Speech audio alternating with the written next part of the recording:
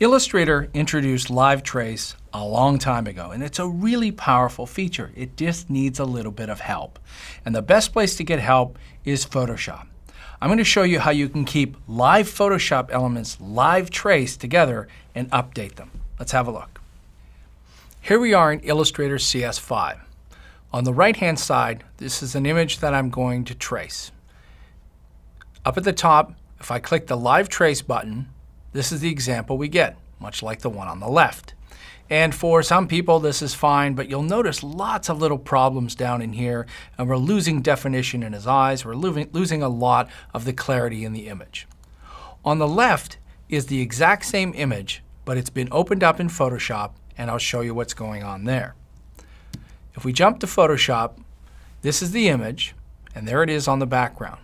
There's lots of detail inside here that really is completely useless to Illustrator. So I'm going to run a smart blur on this, and you do that right in the filter menu, blur, smart blur. And smart blur, what it does is it's smart enough to blur inside the edges but not around the outside of these high contrast areas. So if I just turn that off and turn that back on, you can see I've got a layer now where that's working a little bit better. Next up, I noticed that when I live traced this, I was losing some definition in his nose area and in the eyes.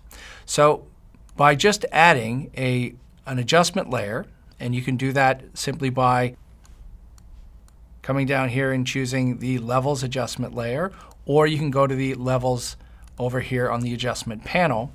And what I've done here is I've just created levels on the right-hand side that's brightening up these areas. Remember, it's not important what this looks like in Photoshop. It's more important of how Live Trace is handling this.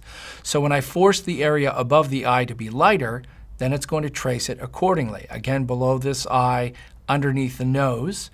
And the other adjustment layer I added was a darken layer. So if I turn that off, turn that back on, I'm just darkening the area on the right-hand side of the nose. Just to let you know how these are created, whenever you add an adjustment layer for something like levels, you get a mask inside here. And if I hold down the Alt key on Windows, Option on Mac, I'll see that mask. Basically, whatever's black is hidden, what's white is showing. So whenever I come into this area and paint with white, I'm actually painting in that lighter area. So you've got complete control with a soft edge brush to introduce those colors. Next up, if we just save this and go back to Illustrator, Illustrator is going to warn us that something's been updated. Do we want to update this now? Click OK. All of a sudden, you see on the left-hand side, it's already looking better. We can see a bit more definition around the eye. It's starting to pop out a little bit more under the mouth now, but we've got more work to do. I actually want this to be a grayscale image with some more clarity. Back to Photoshop. Next up, posterize. And this particular posterize setting has a level of 2, and you can see that it really starts to knock this out to a more of a solid color.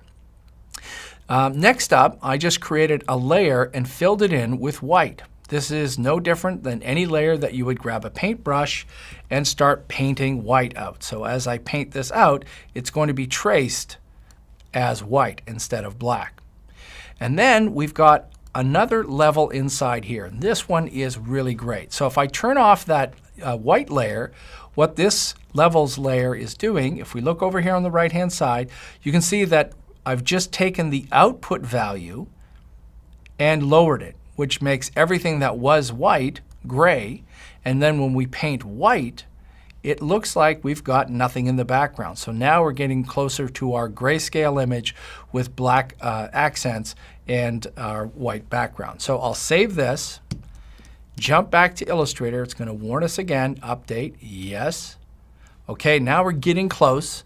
Next, I want to add a grayscale look to it. So in our presets, we've got lots of them inside here, and you can create your own. I'm going to go to grayscale. And for the levels, I'm just going to choose 4 levels of grayscale. And then double click inside here. This takes me right back to my settings. So this is the grayscale settings. And this is the important one down here. Ignore white. We want the white that's in the background to disappear. Instead of having to delete it in Illustrator, I'll choose to ignore white, click Trace, And watch what happens when I bring this to the front and I drag it over. Wow, what a difference between the old and the new. This is such a great way to work. Remember, we're still connected to the live Photoshop file on the other side. So if there's any tiny little area you don't like, grab a paintbrush and start painting. And as you noticed, it doesn't really matter what color it is. I think we had some yellow in there and some black and some gray. The final result here is a beautiful grayscale traced gorgeously in Illustrator CS5. Let's have fun with some live trace.